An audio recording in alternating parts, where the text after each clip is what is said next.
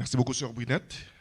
Bien-aimés sœurs et frères, chers amis, membres de la grande famille de Dieu, vous qui nous écoutez ou qui nous regardez au travers des différents réseaux sociaux de l'Église, soit YouTube ou sur Zoom, ou vous qui êtes sur la ligne de prière pour adorer avec nous le Seigneur en ce sabbat matin, je vous dis bonjour et bienvenue dans le Seigneur.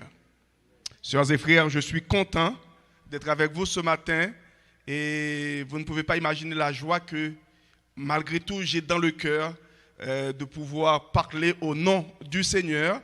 Ce qui m'attire en ce moment, c'est de voir l'Église réunie encore à nouveau. Donc vous avez tous le visage beau, malgré derrière vos masques, comme Sœur Getty l'avait dit tout à l'heure, mais je suis content de pouvoir être avec vous pour adorer le Seigneur. Je tiens aussi à remercier l'équipe de louange pour ce bon moment de louange, ce qui fait corps un peu à notre message pour ce matin. Peut-être que vous aurez à le voir.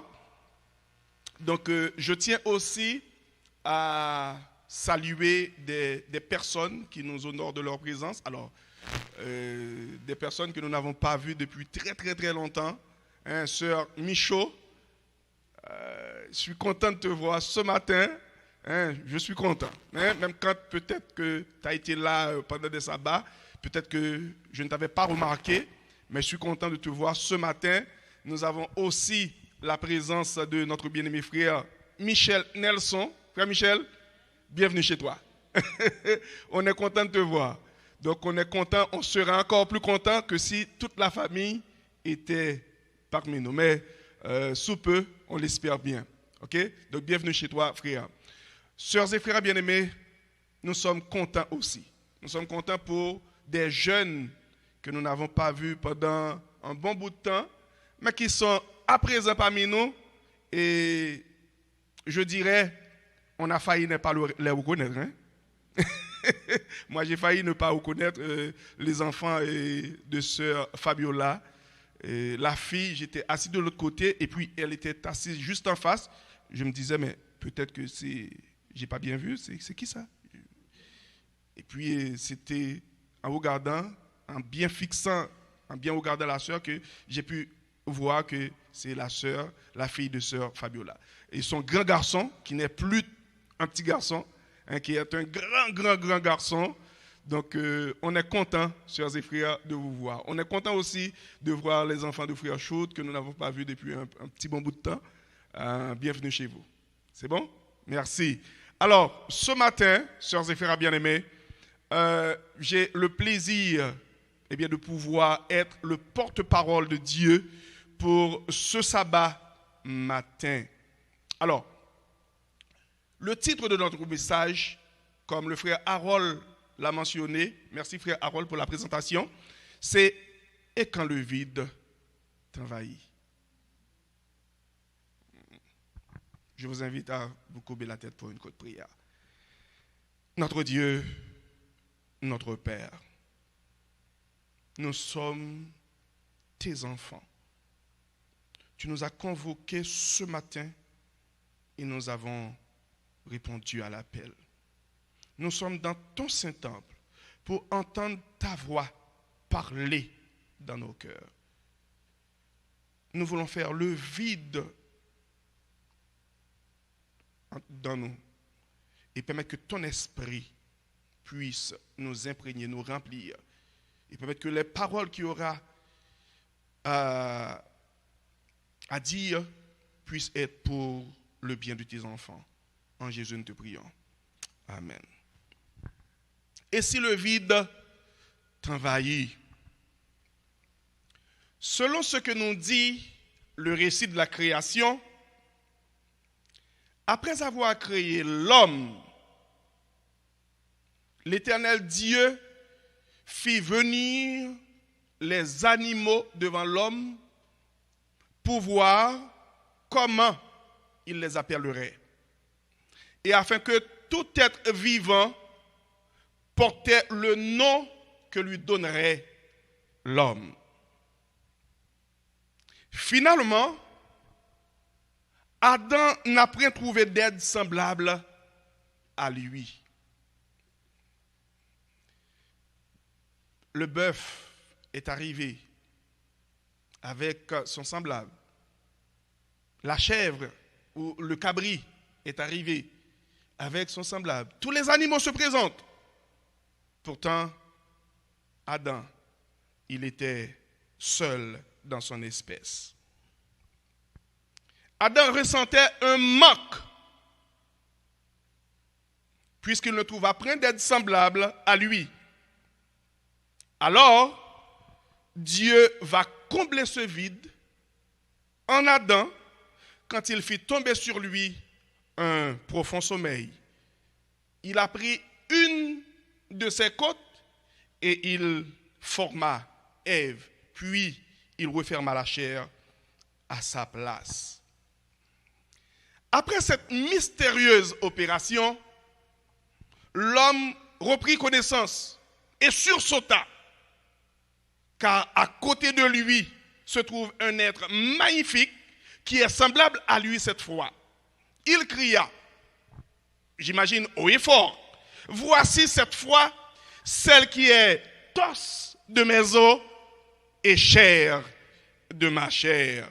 On l'appellera femme parce qu'elle a été prise de l'homme. » Je vous introduis mon message de cette façon ce matin, juste pour vous dire que lorsque les besoins de l'homme ne sont pas satisfaits, il pourrait devenir jaloux. Car, dit-on, l'insatiabilité rend l'homme jaloux. Cela me permet de comprendre une histoire pathétique que nous retrouvons dans la monarchie anglaise. La reine Élisabeth, reine d'Angleterre et de tout le common sense, s'est mariée avec le prince Philippe, le duc d'Édimbourg et de Grèce. Après la mission d'Apollo 11 en 1969,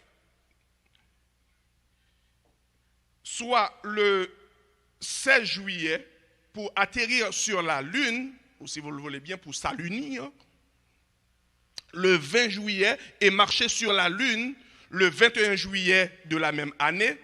Mission qui était dirigée par le commandant Neil Armstrong et qui avait comme membre de l'équipage Michael Collins et ensuite Buzz Aldrin. Puisque le prince Philippe, lui, il était un passionné de l'avion, il était aviateur.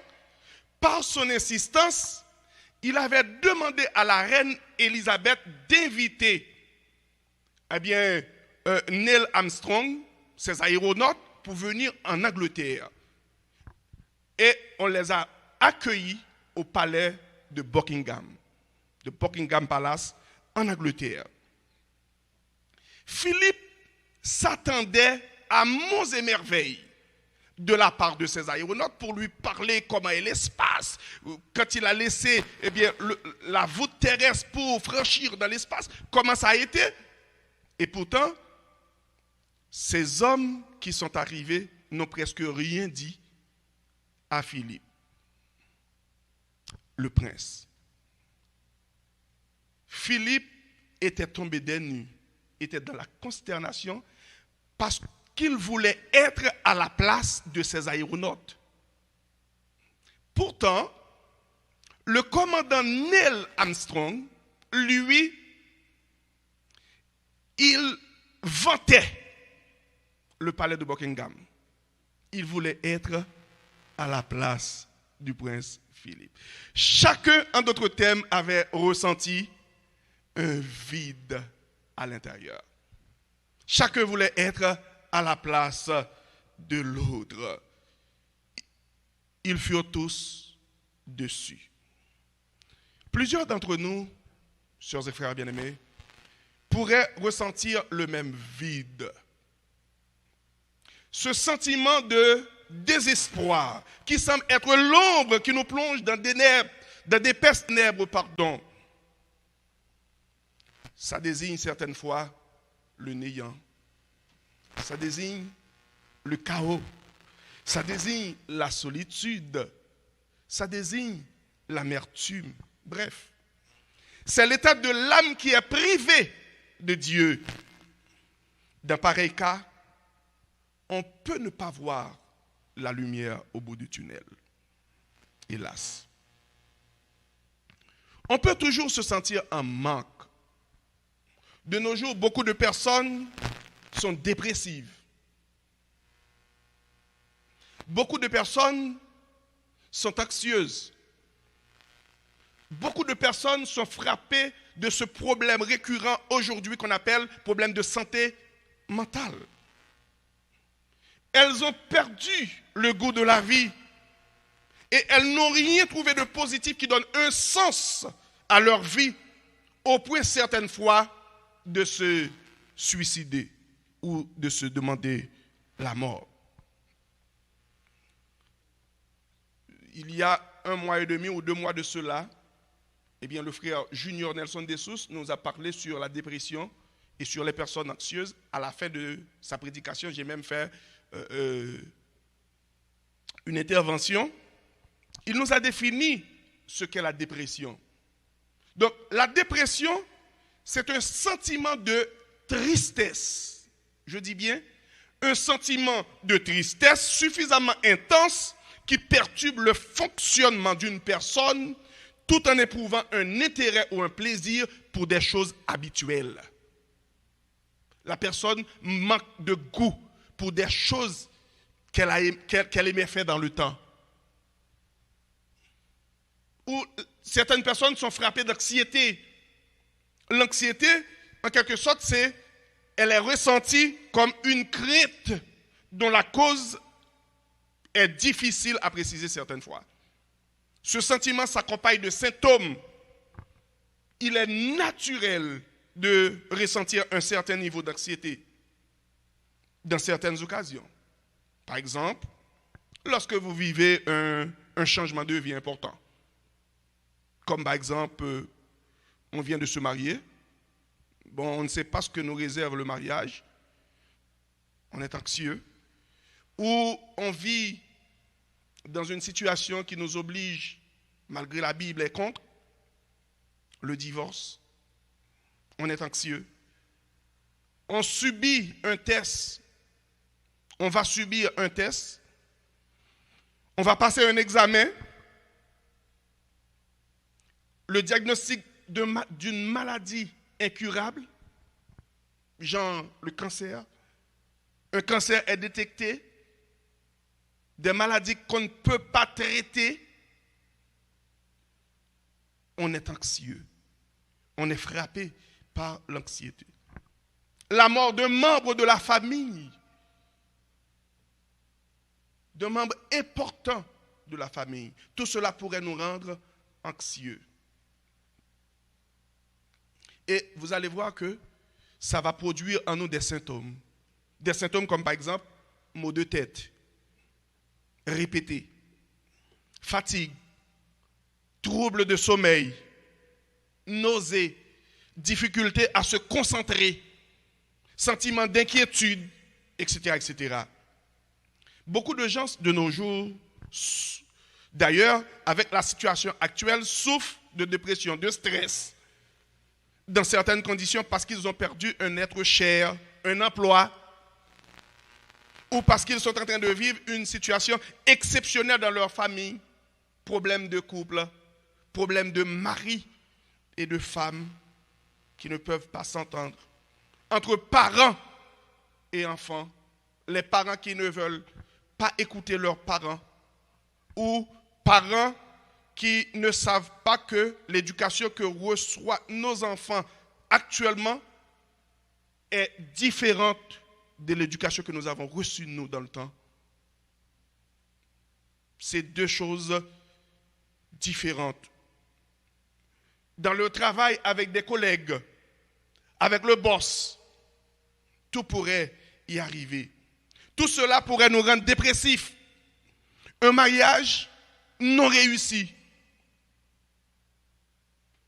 attendre une réponse de l'immigration pour pouvoir se fixer, pour faire rentrer son conjoint, son épouse ou son époux, faire rentrer ses enfants, voir ses enfants qu'on n'a pas vus depuis 3, 4, 5 ou même 10 ans,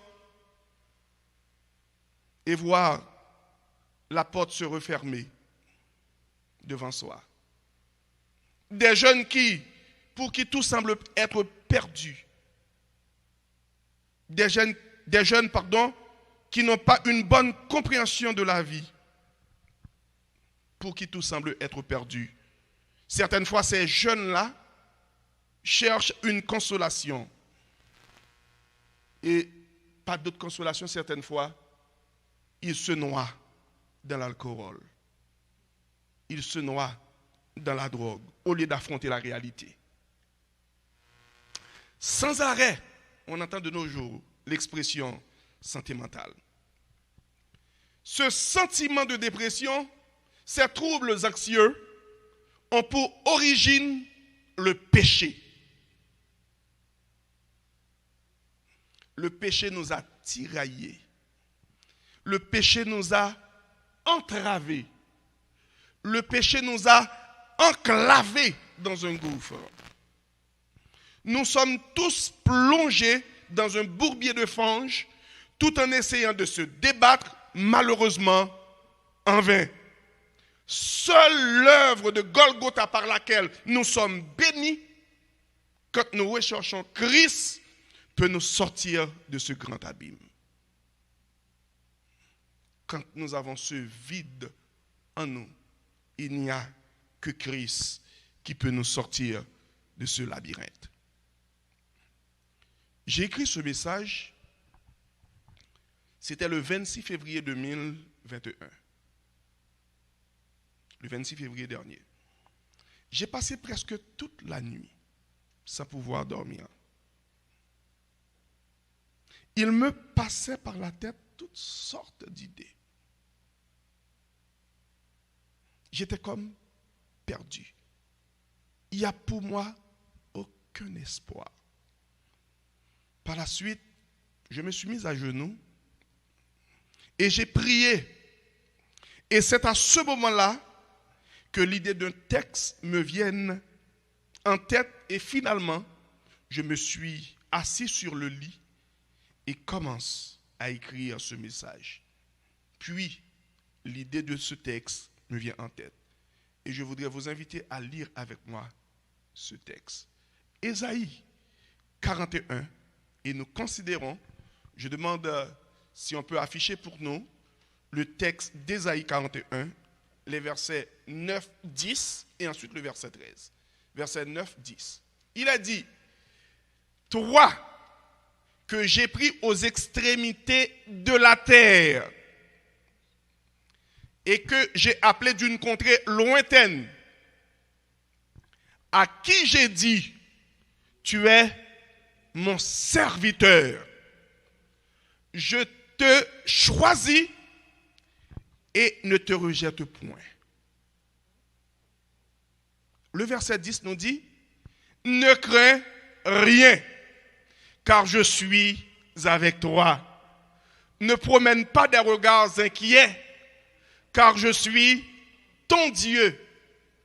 Je te fortifie, je viens à ton secours, je te soutiens de ma droite triomphante. Le verset 9 dit, toi que j'ai pris aux extrémités de la terre. C'est vrai, ça a été pour le peuple d'Israël que le Seigneur, mais que nous pouvons appliquer aujourd'hui dans notre vie. Le Seigneur nous a pris de très loin. Et qu'il nous a appelés d'une contrée très lointaine pour arriver ici, au Canada. À qui j'ai dit, tu es mon serviteur. Tu n'es pas quelqu'un comme aussi simple. Nous sommes les serviteurs du Dieu vivant. À qui j'ai dit, tu es mon serviteur. Je t'ai choisi et ne te rejette point. Le verset 10 dit, ne crains rien, absolument rien. Quoi qu'il se passe, quoi qu'il advienne, ne crains rien. Ne crains rien, car je suis avec toi. Même quand le vide t'envahit, même quand tu ne vois ni à gauche, ni à droite, qu'est-ce que tu dois faire? Ne crains rien, car je suis ton Dieu.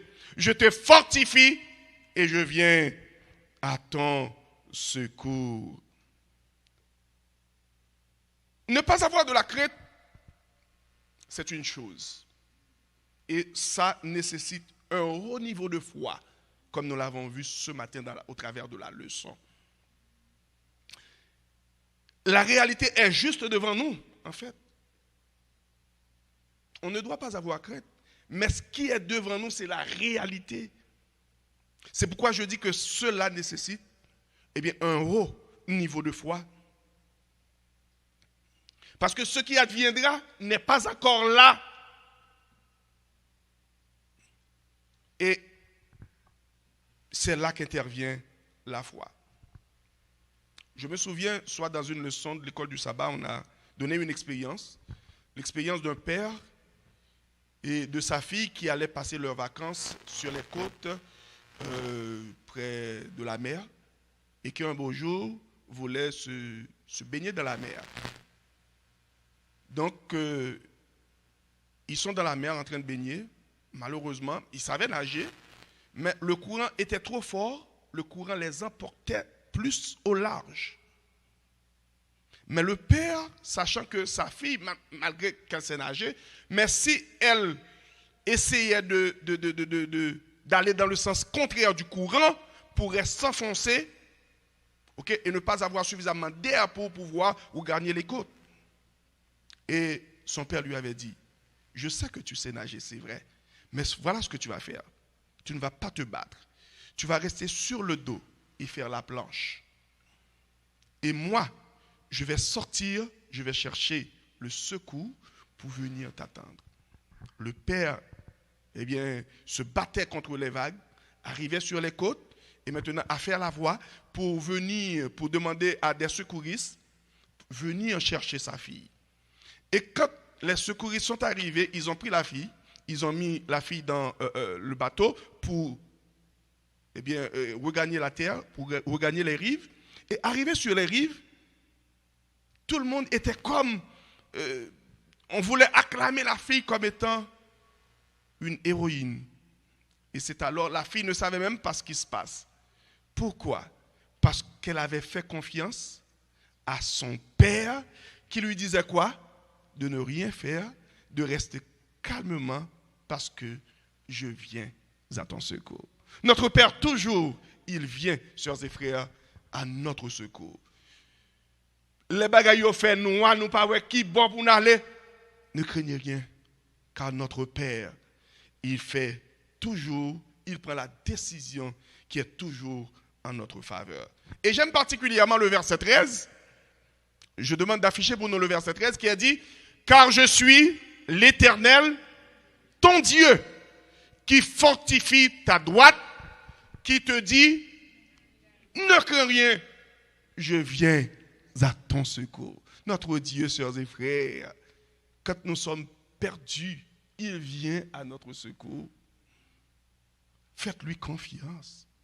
Il vient toujours à notre secours. C'est un renforcement que le verset 13 ajoute.